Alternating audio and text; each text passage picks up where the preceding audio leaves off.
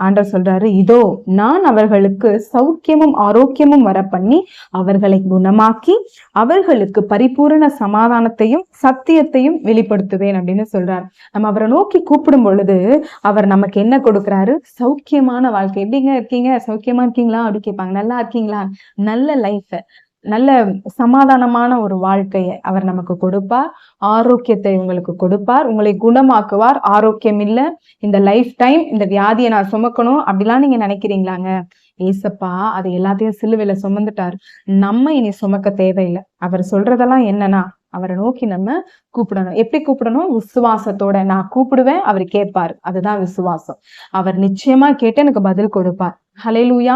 இப்படி நீங்க அவரை நோக்கி கூப்பிடும் பொழுது உங்க வாழ்க்கையில அவர் பரிபூரண சமாதானத்தை, கம்ப்ளீட் பீஸ்ஃபுல் லைஃப். ஒரு காரியம் மட்டும் சரி பண்ணிட்டு ஒரு 10 பெண்டிங் கேஸ் அப்படி அல்ல.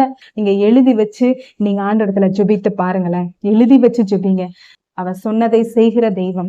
ஹல்லேலூயா. அவரை நோக்கி கூப்பிடுங்க. அவர் உங்களுக்கு சத்தியத்தை வெளிப்படுத்துவேன்னு சொல்றார். சத்தியம் என்றால் என்ன?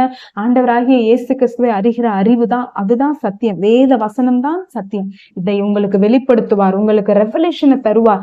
நீங்க வேதத்தை படிக்கும் பொழுது உங்கள் இருதயத்துல ஆண்டவர் பேசுவார். உங்களுக்கு வெளிப்பாடுகளை தருவார்.